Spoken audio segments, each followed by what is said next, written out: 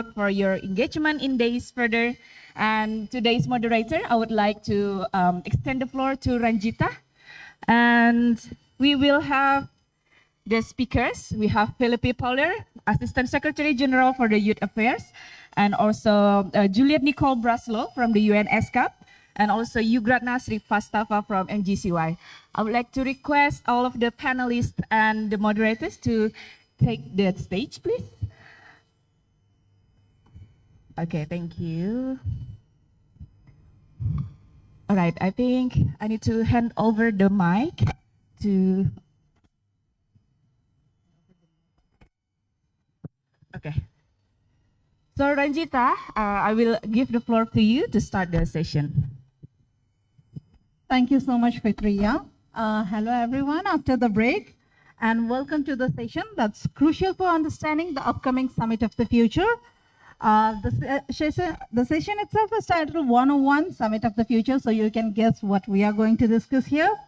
Today, we are diving into what the summit represents, the key themes it will address, and how the young people from Asia-Pacific region can ensure your voices and your voices are heard, and what has happened so far around the youth engagement in the SoTF. We have an outstanding panel with us today who will guide us through these discussions. Let's get right into their introduction. So first of all, we have Dr. Felipe Pauler, UN Assistant Secretary General for Youth Affairs. Dr. Pauler is currently the Director General of National Youth Institute of Uruguay. He previously served in various political management positions, including as Deputy Mayor in the municipality of the jurisdiction of Montevideo and alternate councillor in the Montevideo. Although he could not be with us in person today, Felipe has prepared a video intervention where he will discuss the Summit of the Future, a means for young people, and how they can engage in the summit outcome at both global and national levels. I will now request our comms team to play the video. Thank you so much. Hello, how are you? My name is Felipe Pauler, and I'm the Assistant Secretary General of the United Nations for Youth Affairs. It is my pleasure to address you today through this video message at the Asia-Pacific Regional Convening ahead of the Summit of the Future. I would like to extend my gratitude to the Asian Pacific Resource and Research Center for Women, to YPEER Asia Pacific Center, to Youth Lead, to the Mayor Group for Children and Youth, and to the Children and Youth Mayor Group, to UNEP, for your dedication and your commitment to making this convening possible. The Summit of the Future holds immense promise for young people across the globe and for the future of a most effective multilateralism. Quoting our Secretary General Antonio Guterres, "We can't build a future for our grandchildren with a system that was built for our grandparents." This September, world leaders will gather here in New York, in the United Nations headquarters, to commit to transformations for a better multilateralism. As we move towards shaping a more sustainable and inclusive future, the outcomes of the summit, particularly the Pact for the Future and the Declaration of Future Generations, are poised to have a profound impact on the lives of young people. These documents will not only define the responsibilities of current generations toward future ones, but will also establish frameworks that ensure that the voices and the participation of young people are integral to decision-making processes. Your engagement is crucial, both ahead and beyond the Summit of the Future. Beyond to catalyze that the implementation of those commitments governments will be taking are a reality. This is a moment for young people to lead, to challenge the status quo, and to advocate for the changes needed to create a world that is fair, that is just, and that is sustainable. There are numerous avenues for youth to engage, from participating in global dialogues to influencing national policies. Your active participation will help and will ensure that the outcomes of the summit resonate with the realities of young people everywhere.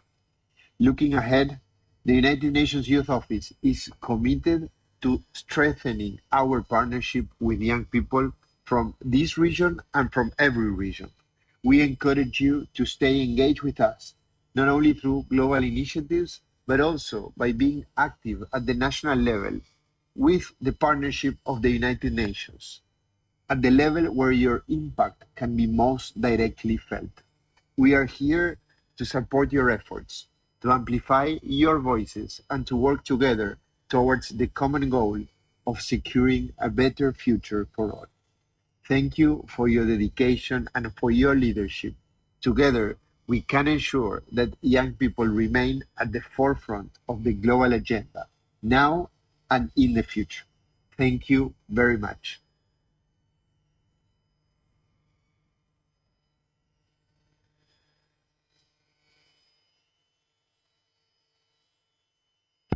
Well, that was a wonderful intervention by Felipe. So it's although it's sad that he could not be with us in person, but we have other two amazing panelists with us, so we will go forward with them. Next, we have Juliet Nicole Braslow from UNESCAPE. Juliet is a Sustainable Development Officer in the Office of Executive Secretary at UNESCAPE. She plays a coordination role for the activities related to the implementation of 2030 Agenda, specifically within the Asia Pacific, including the regional preparations for high-level political forum. Within UNESCAP, she also worked in the space application section to support the implementation of Asia Pacific Plan of Action on space applications for sustainable development. Juliet will share insights on the process leading up to the Summit of the Future and how stakeholders in the Asia Pacific region can engage effectively, specifically the youths. Her expertise in multi-stakeholder engagement will provide us with a comprehensive understanding of the opportunities available to influence the summit outcomes. Over to you, Juliet. Thank you very much. And I want to share this presentation to give you some ideas, some links, but I know that later on you'll be learning more about even more detailed information on the summit. So next slide, please. This is all based on the common agenda, our common agenda, which was a vision for the future of international cooperation, looking around the world and the status of how countries are cooperating together, how we are looking towards the future for future generations. What is the world that we have and that we're going to have in the future? The idea was to come together to make a meaningful process of engagement and improve international cooperation globally. So this is an agenda that the Secretary General has put forward and has been going for the past few years and really is culminating this year with the Summit of the Future. So one of the key elements is the meaningful youth engagement in policymaking and decision-making processes. So you can see here that one of the elements is expanding youth participation at all levels. So that includes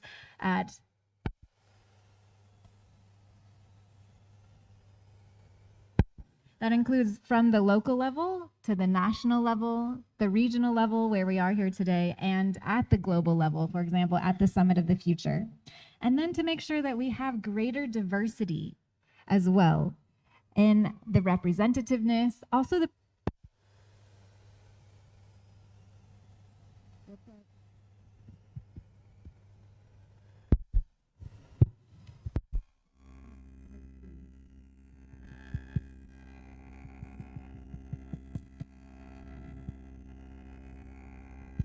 Okay, we'll try again with this one.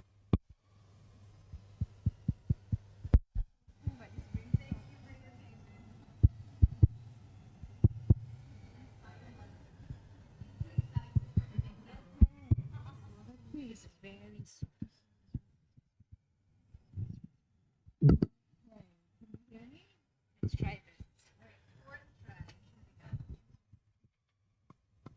All right. I think we found the magic one. Okay, this is number 4. Let's see if it'll stay with us. I'll try to be loud. If not, we'll figure it out. So what I was saying is really to make sure that there's more diversity and representativeness, but also preparedness. So that's part of why you're here today, to learn from each other, to prepare, to understand how you can be engaged at this different level, these different levels, especially at the global level. So next slide, please.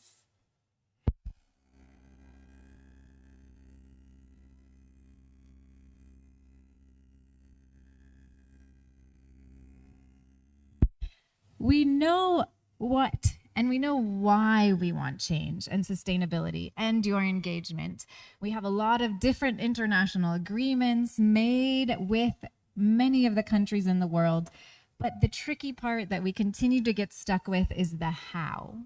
So this is part of the motivation for the Summit of the Future, to really dig into some of the how, to look at more innovative approaches, visionary policies, looking towards the future and future generations, and the considerations that you know are going to be under discussion: peace, how we finance this, safety and security, technology and innovation, which many of you are really the experts of, and the future generations, like Felipe Polier said, the grandchildren, the next generations that are coming. How can we build a world that's suited for them and sustainable?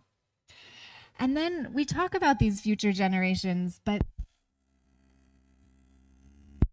we don't see much mention of them officially in the constitutions or institutions of the world, especially here in the Asia Pacific region. So in the map, you can see there really aren't many mentions, as we're really trying to be visionary and think towards the future. All right, next slide, please. So what does the process look like? There's a lot that's already gone on, and it doesn't mean that there isn't space to engage, but just so that you have a sense of it. So there were stakeholder consultations. Maybe some of you or representatives you know have been involved in those. And then there were also written inputs that were provided towards this Pact of the Future, which is the document, the outcome document that will come out of the Summit of the Future. And also a conference in Nairobi for civil society and major groups. So we have that was in person. And I'm sure you can ask and find out more about how that went and what inputs came out of that. But then we also have the process that the countries themselves, so the permanent representatives of the UN member states, go through the process of agreeing on the language of the Pact of the Future. So it's an ongoing process. It's coming to a close very soon. It's now on a second revised draft. So that's available online. You can see the draft. And they've just gone through rounds of consultations where member states have given their concerns, their inputs, the suggestions, and now the co-conveners, so that's the representatives of Germany and Namibia, will be putting all of that together in one final document that will be shared with the countries before the end of this month. I think that's the timeline. And then hopefully will be ready to be agreed upon and presented at the Pact of the Future. At the Summit of the Future. So that gives you a little bit of all the process that happened behind the scenes. All right, next slide. So what's one of the key action areas that you're interested in is meaningful inclusion of young people. And we have, within the Pact of the Future, we also have the additional declaration on youth and future generations. So that's one thing that's going to be very important to see where it stands, how you can take the next steps after these documents come out and this whole process has gone on. Because really what happens in your communities, in your respective countries, is where the key actions are going to be after it happens at this global level. And then there's also a possible appointment of a special envoy on future generations as well. So those are some of the outcomes at this global level to really take advantage of this once in a generation opportunity. All right, next slide. So there's many ways to get involved, to link into this global level action. There are open letters, there's lots of information online, maybe ideas of things that you could commit to in your communities and in your countries. So this is one. Then there's another, in the next slide, and how you can speak up and use your voice in different platforms. And so this is important, and the action that you'll take with you and your commitments after this convening, after the learning that you've done, after how you've seen what is important priorities, translating them from the local to the global and back again. So that's a little bit of an overview. And I know there'll be a lot more information coming at you. So thank you very much. Thank you so much, Juliet, for the presentation. We'll have a dedicated Q&A session after all the presentations, so we'll continue with the presentation. We have a next speaker. We have Yugratna Srivastava from MGCY. She is from India and has several years of advocacy and policy experience in youth engagement and global governance. She currently serves as the elected organizing partner of a UN major group for children and youth, the mandated mechanism for the engagement of young people in 50+ intergovernmental process. So over to you, Yug. Thank you very much. And I think we can just put it on full screen. So I'll be presenting from my computer as I'm more comfortable moving backward and forward on slides, because there's a lot to present in 7 to 8 minutes of time, and I hope you don't get bored seeing me presenting a couple of different things today. So in this presentation, we're going to talk a little bit about, I think what you need to do is perhaps click on full screen, view full screen, and then that will allow you to put it on the full screen mode. Okay. So so people at the last row, are you able to see the slides? Okay, let's proceed ahead in that case. So I'll be talking a little bit about multi-stakeholder engagement and processes and opportunities for young people to engage in Summit of the Future. And Juliet from SCAP gave a really good sort of an overview of what is happening, especially in the background of the summit and how it all came about, especially when we talk about our Common Agenda report and everything. So very quickly, I already spoke about it in my first intervention that I made on what a major group for children and youth is and what it does in terms of engaging communities of young people in form of formal, youth-led, child-led organizations and other processes. So that we already talked about it. So I don't think we have to go through it again. And I will be here for the next 2 to 3 days. So if you need more information about it, please come to me and I'll be very, very happy to talk to you and explain you more. And I'm sure other co-conveners as well would be happy to talk on how you can get involved in the different processes. So I think one of the most important thing we want to mention is what will the summit produce? So Summit of the Future will have an intergovernmentally mandated outcome document, negotiated outcome document, which is called the Pact for the Future. And on this slide, you can see what is the structure of the pact. So the pact has a chapeau, which refers to sort of like a cover, preambular section, which is not something that member states have to implement, but it looks nice and it reaffirms some of the already existing commitments. And then it has 5 different chapters. So those chapters are sustainable development and financing for development, international peace and security, science, technology and digital cooperation, youth and future generation, and transforming global governance. In addition to these 5 chapters, there are 2 annexes to the pact. The first annex is the Global Digital Compact, and Yash will be talking about it in the next session. And the second annex is a declaration on future generation, which again I'll be talking about in the next session in a little bit more detail on what the process and timeline has been. So the summit itself, as you can see on the screen, is on the 22nd and 23rd. However, if you read the next paragraph, so the 20th and the 21st of September, which is just the Friday and Saturday before the summit, is what are being called as the Summit of the Future Action Days. And I'll be speaking about it more shortly, which are a little bit more open to civil society.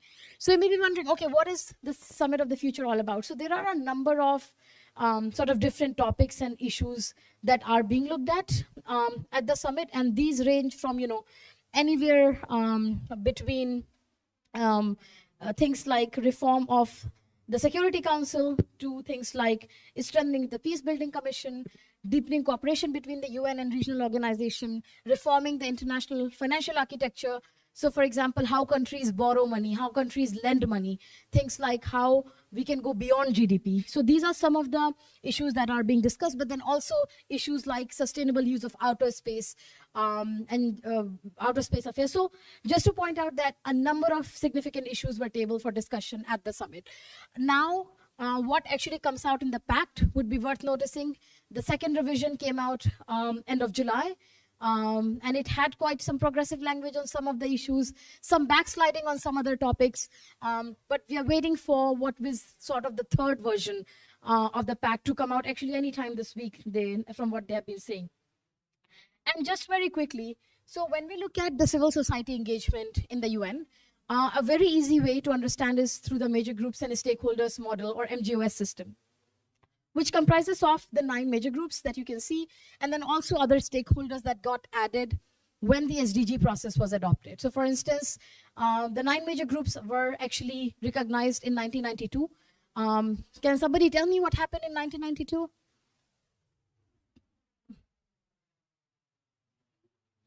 Yes, perfect.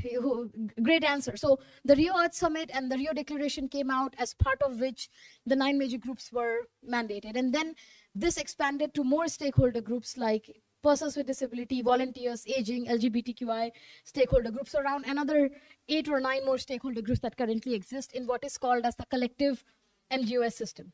Now you may be wondering, okay, how do these stakeholders engage in the summit process? So you can see this slide which explains that.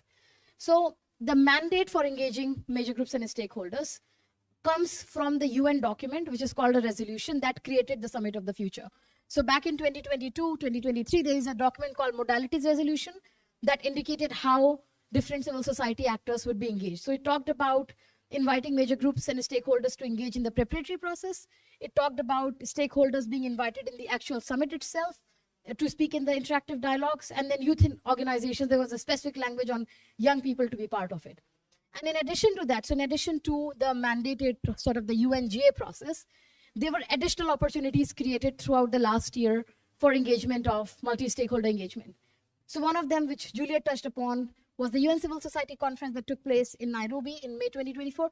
Were any of you participating at the Nairobi conference in May? I know some people from Arrow team were there. Any other youth? So there were some kind of an outcome package that came out of it.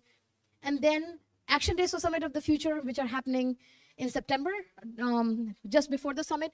And then there were also several preparatory activities that have been led by CSOs, just like this one. But then also there was a whole Asia Pacific's Voices on Summit of the Future event that took place. I didn't do that. There was another Asia Pacific Voices on Summit of the Future that took place before the RFSD, when the People's Forum for SDGs took place. And in the same slide, which would be, I hope, up in a second, we also talk about challenges. So, the road to engaging, say, stakeholders in Summit of the Future has not been easy, and there have been many challenges that have existed. So I think the first challenge itself, and I'll start with the second one, is that how many of you are familiar with the COP process, like negotiations in UNFCCC COPs and those kind of things, right? I think there is more awareness on those topics. When those negotiations happen, many a time observers, civil society can listen in, okay, what's happening. Maybe not in all of them, but in several of them, you're able to go in and listen in. This was not the case for the negotiations of the pact. So the Pact for the Future was negotiated in New York over the last, several months. And there was not, those negotiations were not open to civil society. You cannot even sit in those rooms simply to listen in. And I mean, interventions are not a possibility at all, of course. What co-facilitators did is that they did briefing sessions with civil society. So you can give your inputs through co-facilitators, but there was not a space where all member states and all civil society could sort of come together. So that was one sort of challenge that was there. Second challenge is that, of course, because this is a New York-centric process, right? The negotiations in New York, there has been accessibility issues for large think tanks and foundations that have more access because of their presence in New York. So many foundations in the US that are not necessarily, network-based organizations that are reading about issues and talking about them rather than actually living those realities and talking about them. So the realities of rights holders, people that are actually suffering the problem, is something that was a challenge throughout to be reflected in the summit preparation process. and that, talks about bypassing bottom-up systems. So you have only specific types of voices that are being heard. And again, just as again a slide to recap what major groups and other stakeholders are.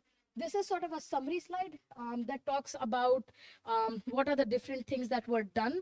And I already touched on a lot of this, but just to recap again, there were online consultations for the summit, and then there were regional forums that we mentioned, the country team outreach, written submission to the zero draft of the pact, the conference in Nairobi itself, and then the summit itself. So this is a sort of a summary of what has happened on multi-stakeholder engagement in the summit lead-up process. So the action days are taking place on the 20th and 21st of September, which is the Friday and the Saturday. And the Friday is actually the Youth Action Day. I'll take another minute and I'll conclude. So the Youth Action Day is being organized.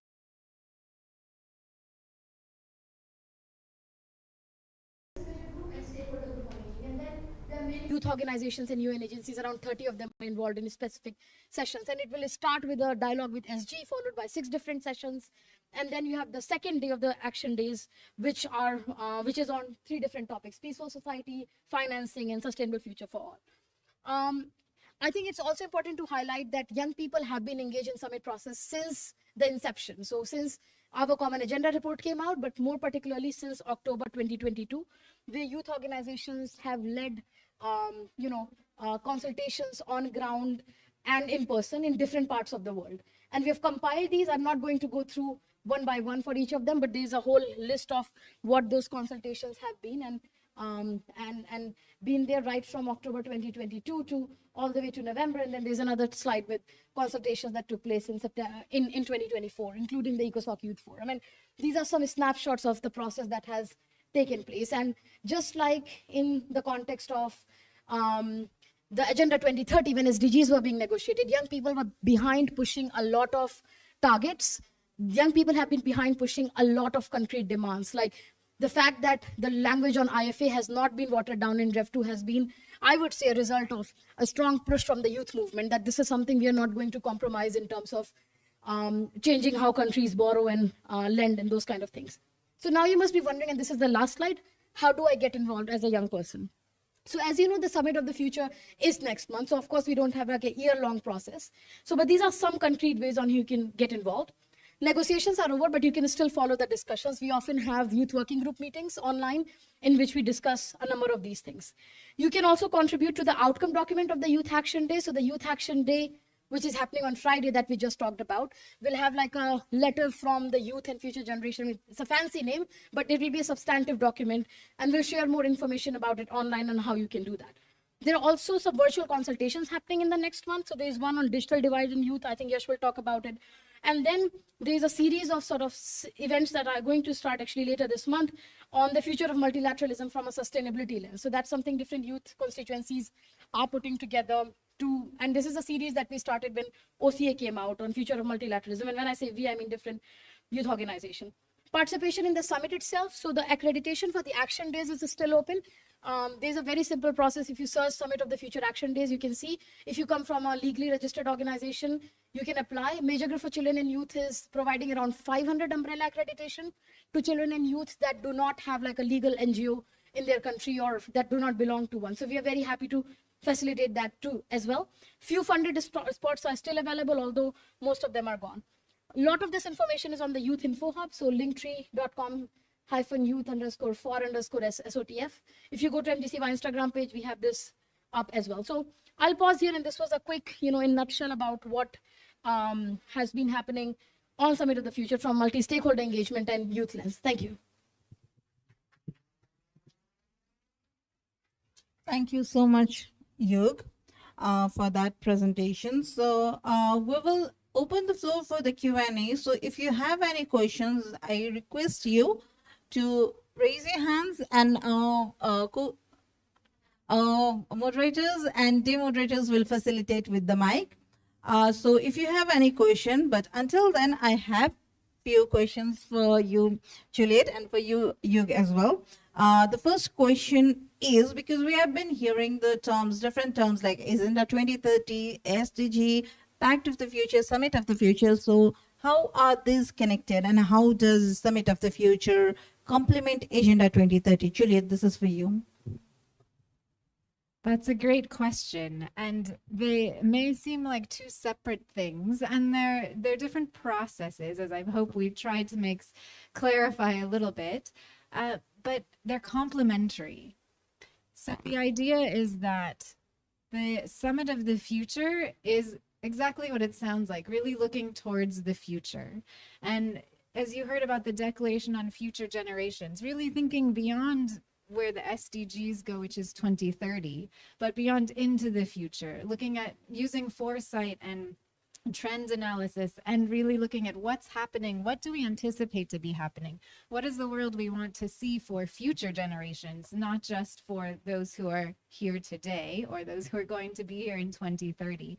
It's complementary because many of the issues are the same, but the idea is also to look and say, well, there are some elements that may or may not be included in the way or highlighted as much in the 2030 agenda that will come out in this Summit of the Future, the Pact of the Future, and the actions that then carry it forward and really put it to happen on the ground.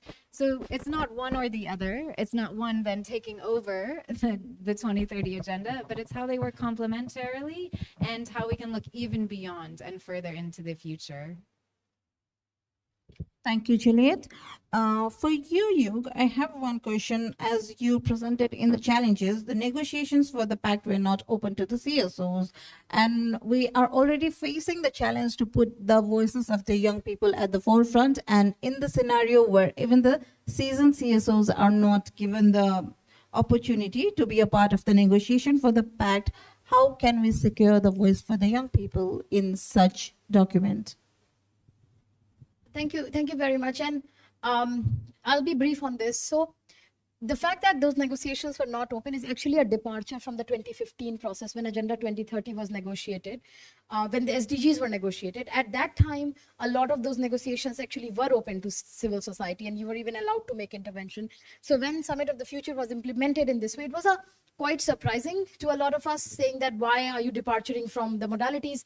But there is a lot of context to it, including the ongoing geopolitical tensions and wars that are happening globally, which we of course condemn, that have led to some kind of situation that we are seeing on pushback against the civil society.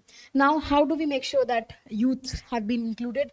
So what we did, and part of that goes back to the fact that we do have some volunteers of young people, MGCY members that are based in New York, including myself. I just happened to be, it wasn't like part of the life plan because I was doing my master's there. So all the inputs that we collected from young people globally through our online working group meetings, through our consultations, the most important thing when you have those inputs is to actually talk to member states, because you can have inputs, you can have language changes, you can have that, okay, we want this thing in this paragraph, but actually it is a government, it's a country that will have to propose that for you. So they would have to, raise their flag and say, okay, we want to propose this language on youth engagement in XYZ section. So that's a lot of advocacy that was done behind the scene by not just me actually, but a group of volunteers in New York that have met with member states, that have met with regional groups like the EU, like the ECOSOC president, like the incoming ECOSOC president, to push on a specific language, which in some cases we have seen end up on the pact. In other cases we haven't, because it's a negotiation-based process. We've also engaged with co-facilitators. So like co-facilitators who held this virtual briefings where we used to give them inputs, give them feedback on the structure.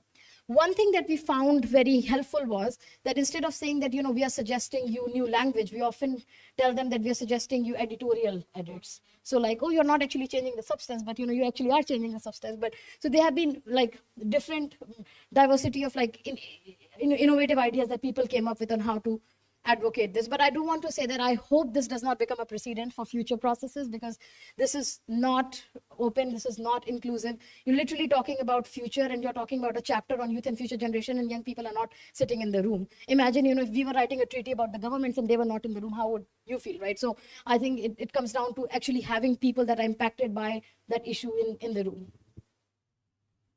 Thank you, Yug, for elaborating on that and clarifying on that. Now, we will be taking the questions from the floor. If you have any questions, I kindly request you to raise your hand and also direct who the question is for in the panel, and then ask your question. Thank you.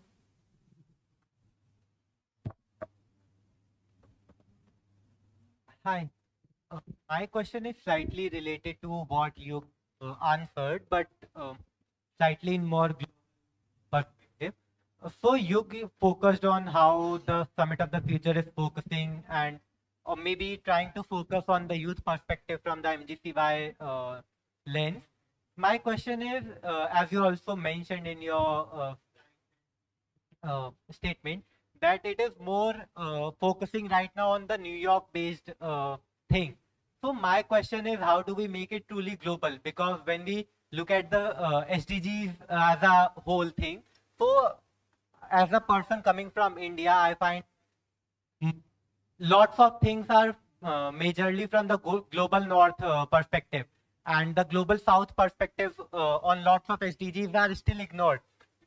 Practices that we have in our countries in global having those is being there said in the priority numbers, but we have our localized version. So how do we make the Summit of the Future or the way ahead truly global, not just global north, or as you said about the like only the New York perspective? Because TSO is already not involved, even those based in New York. So what about TSOs or those working at the grassroots without any legal entity or legal NGOs? So what about those localized or lived perspectives? So in gist, how do we make it truly global and not just New York perspective? I can answer it very briefly again. I think I relate to all of that, and I wish, I had a magic wand to fix this, and I would, that would be the first thing I would fix. I think a bit of answer to that lies in strong national level engagement and role of UN country teams. So UN has country teams in developing countries. Most of the developing countries, they have a UN office. And that's one of the things that has been being worked on in the UN youth strategy. That how do you make sure that UN country teams are being used to channel meaningful youth participation with the governments of those countries? So I think the answer to that would not be influencing missions in New York. The answer to that would be young people actually having a platform to talk to their national governments, and national governments taking those perspectives into account, because missions in New York are at the end of the day representing what the position of that government is back home, right? So I think that's where the actual sort of deeper meaningful change would need to be created, at least in my perspective. Yeah. Thank you, Yug. Any other question? Yes. Keeping the time in mind, Sure. we'll be taking like 2 questions at a time, and then going ahead for the answers. So please, Leo, your question. Hi. So this is a bit related to Ranjita's last question earlier, but I mean, since this is an intergovernmental process, right? How can we ensure that the inputs we make here don't get erased later on in the process by, maybe some more conservative governments? How can we ensure that, the progressive inputs that we want, the things that we want, to be in the pact of the future don't get erased, because it's still in the process of being drafted. Yeah, we'll take one more question before heading for the answers.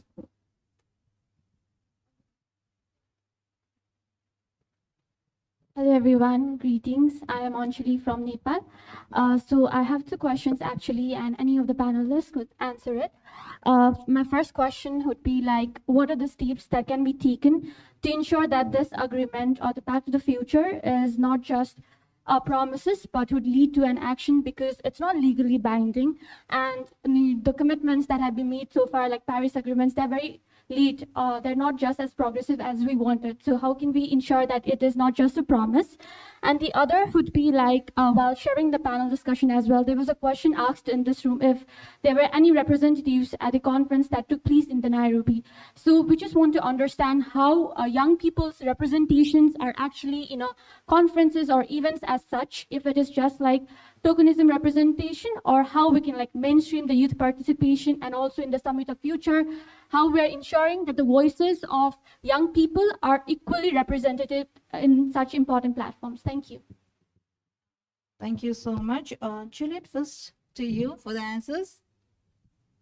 I wish I had great answers to those, but those are really good and important questions. And I think one of the elements is what we've also all mentioned is the action that's taken then in your respective countries. So the negotiations hopefully won't set a precedent in the way that the engagement has been, as you guys mentioned.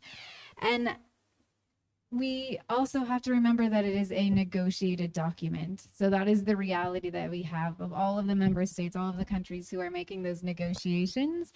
But with that said, those promises that are made to be converted into action is where I think there is a role also for what you're going to be doing in the next days, is understanding what can be done, how it can be done at the country, at the local level, and engaging also with the UN country teams, with from the regional level as well with SCAP, how we can leverage what you already have in your communities. You have leadership roles, you have ideas, you have actions that are ongoing. And if you can link them to those promises made in the Pact of the Future, all the better to help push and say to your governments, look, you've committed to this, let us help you figure out how to do that together. That's what I would say from my perspective. Thank you, Juliet. And Yuk, from your perspective? Yeah, I'm happy to take the question on the Nairobi and how do you implement the pact. So the pact itself will have several different paragraphs. Not all the paragraphs would be something calling for implementation. Many of the paragraphs are just recognizing what has happened, reaffirming, blah, blah, blah. I think around 18 paragraphs in the second version, that was our count, were actually recommending something specific to take place. So for example, do a process to establish beyond GDP metrics by FFD conference 2025. FFD is a financing for development process. And similarly, establish a global youth investment platform. So there were like 18 actions that were recommended in the second version of the pact. And now we're all waiting for the third version. So it's like, how much better, how much worse, what comes out. So we'll have to see how many of those, like the entire pact, how many specific actions are there. So those actions are actually, several of those are to be taken forward by the UN system, by the UN Secretariat. So it will be implemented. I'm not too sure, how will countries implement stuff that they need to take forward, but things that talk about a process for XYZ to be done, those are easier to implement because the UN has to steer it forward as opposed to countries, wanting to make some national commitments or new national programs and policies. I think just quickly on Nairobi, I think there was a youth and intergenerational subcommittee of that conference that worked with many young people, and GCY was co-chairing that through our rep in Kenya. We also had a youth assembly for 3 days, 2 days before the conference, and then 1 day after the conference as a follow-up. There were youth side events, a lot of things that young people were engaged. But I mean, the whole Nairobi thing was in itself, right, like a side conference. So there were not many member states that came. There were people from missions in Nairobi that came there, but there could have been more engagement. And then there's an outcome package, you can see it online, which has recommendations or sort of points that were made by different panelists in the formal session. So that captures summary of what was said. So that is pretty much what that happened. I think it was a good exercise as an example for UN and civil society to work together, but I think in substance wise, it could be improved. I think one important change that would need to be made for next conferences is that DGC should be, DGC was serving as a secretariat, which is the comms arm of the UN, but I think the secretariat should be DGC and DESA. DESA is the Department of Economic and Social Affairs, which has more substance, that are actually mandated to coordinate a lot of actual thematic processes in the UN. So it should be like a joint secretariat so that there's more substance in the process. Thank you. Thank you so much, Yuk. We see some other hands, and we also see Sai wants to speak. So over to you, Sai. Yeah, just wanted to input into this process because we have been following this process, happening at the global level. The Nairobi conference, that was the place where, we were there, but we haven't seen young people from the Asia and the Pacific region. And that was, again, a very big thing for us to, hey, but what is happening? Why young people not? Then why we are actually holding this regional convening. So the call to action that will come out of this process will now be aggressively used at the global level discussions, but also you have that onus at the national level, because communicating with your national level member states, seeing who are those nodal agents who are going to be representing your respective countries at the Summit of the Future is something that you will have to find that intelligence and then start taking the call to action to them and say, this is the ask from all of us in this region, and we will start advocating once you go back to your countries. So you have a limited time of a month or even less than that, But, once you have an advocacy resource with you, then, you can take it back at the country level. We as civil society have also been advocating for the major groups and other stakeholders to be that engagement mechanism. For example, you have MGCY, and within the SDG follow-up and review, the major groups and stakeholders have been the stakeholders who have been that bridge between the governments, UN agencies, and to do the work, to take forward the agenda. Similarly, we have said that, going forward with the Pact for the Future and the work that will take forward, the major group and other stakeholders should be that stakeholder mechanism. So it's not just major group for youth and children, but also there are several other major groups with whom you can actually engage.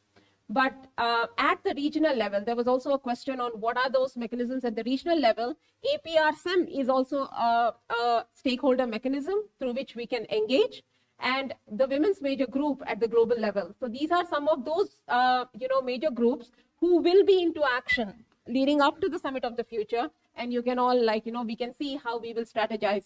So in the next 2 days are also strategizing days where we will see how we will take our recommendations to action. Thank you, Sai. So we will take a few more questions collectively, and then we'll get back to the answers. Hi, thank you for the wonderful answers that you gave. I think my question might sound a little pessimistic, but I wanted to ask, wanted to understand your opinions around the dichotomy between the importance of such processes in which several people are coming together and contributing to and writing a declaration for the future generations. But also we are seeing nowadays with the right, because you mentioned about the geopolitical tensions and the, so we are also seeing in many cases that a lot of these pacts, promises and everything are also powerless in certain aspects. So in such a situation, I mean, as young people, we are the people who are going to live in the future. We have certain expectations from our member states, from our governments, but in situations where we also do understand that all these mechanisms are often powerless when it comes to sovereign or political will of the countries that we are representing.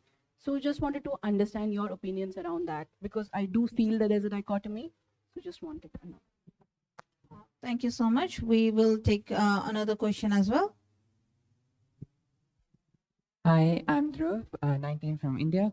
And when I was 17, I think there was the Global Futures Forum. And in the forum, there were around 3 children back then.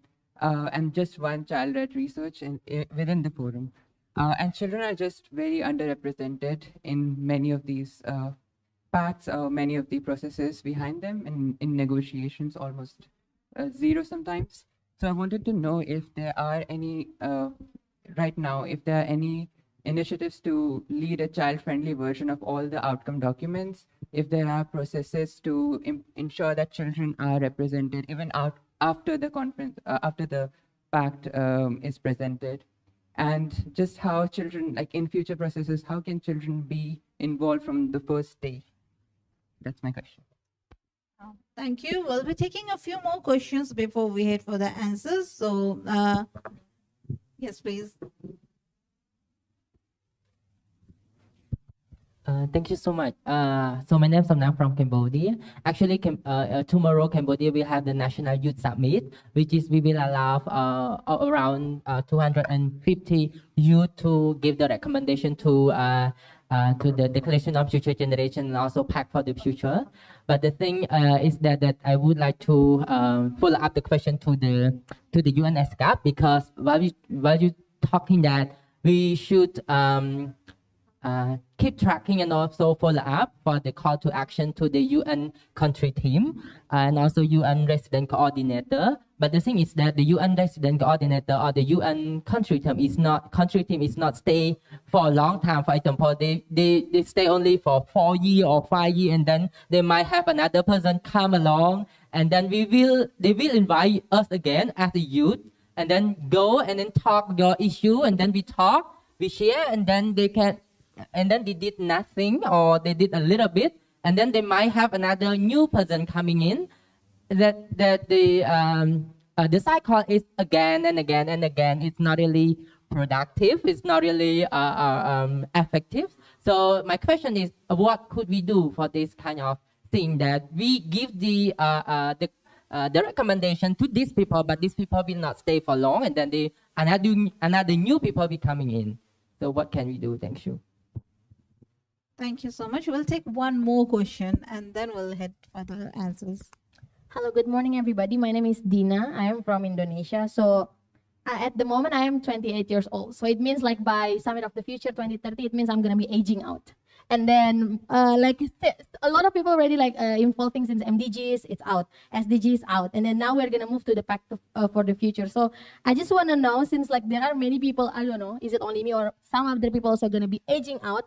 I want to know like how can we also have the mechanism in between, like to ensure that Summit for the Future itself, that we are at the moment still youth, but at the end of the day, I believe the young people will be also held accountable for our thing at the future. Because like, hey, you're already aging out, you are now adult. Why you didn't do anything before, like in 2024, for example? Why it's still like this? So how to ensure that we can also have certain contribution that also shaping the outcomes of the Pact of the Future, for the involvement of the youth leads that is also tangible, and that also the young people that may be already aging out can also participating meaningfully and ensure that the whole process will be also good. So yeah. Thank you so much for your questions. Now, Juliet, we'll first hear the answers from Juliet and then we'll move to Yug. Over to you, Juliet. Thank you. These are all great questions and not necessarily easy answers there to pick from. So I think a lot of it is, I hear your frustration, and I think it's definitely justified. So these are processes, and this is something that I've also learned in my time with the United Nations. It is a process, and it's not always as fast as you would really like it to be. When we're working in partnership, when we're working with different types of institutions, governments, United Nations, there are cycles, like you mentioned, of sharing, of building those relationships, of building that trust. And as much as you can continue to build your skills in doing that, it will be useful. So I see that frustration and I understand it, I hear you. But as you build those relationships and build your networks, you will get better at it, stronger at doing it, because it is ultimately a process and it's something that you have to learn to navigate. I think there's a lot that you can do with having your advocacy materials, with documenting what's already happened, to try not to repeat as much of the conversations that you've already had with many of these potential leaders or representatives or country team members. But I think there is value in making sure that there's mutual understanding and trust, and that takes time. And I think one of the other pieces is speaking to the kind of aging out and the cycles of how to engage. As you've mentioned, there's all of the major groups and other stakeholders. So there are other ways to engage beyond youth, children and youth. And then something that's coming up is this idea of the future generations. So there's still, from all perspectives, from all generations, the need to engage in thinking towards the future generations, and the idea of intergenerational solidarity. So no matter where you stand in the age spectrum, that there is a need for solidarity, and that there's more that we can do, from the children to also the aging societies, and the needs that are shared, but that are also specific to be addressed. Thank you, Juliet. Over to you, Yug.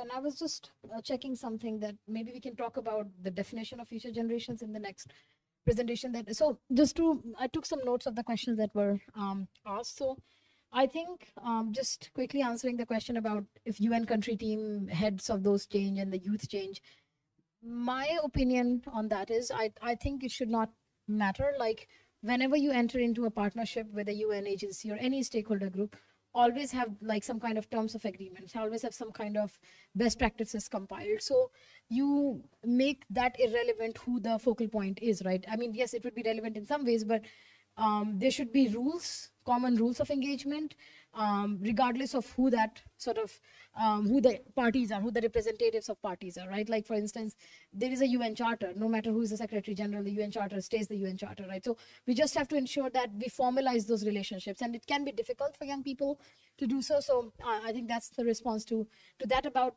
holding accountable.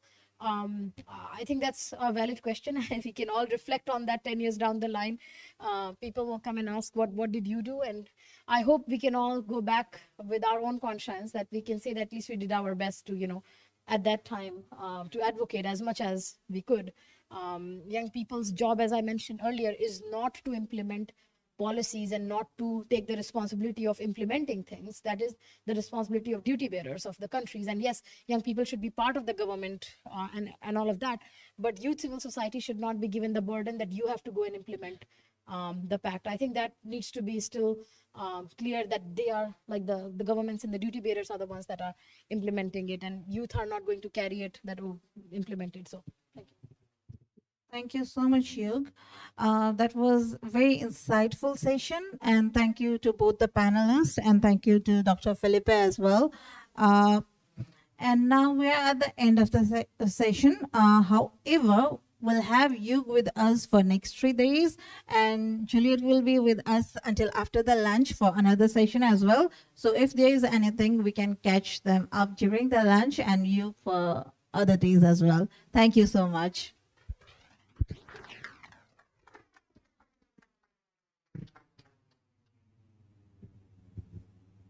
Thank you so much, Ranjita and Yug, and also Juliet, for Dr. Felipe's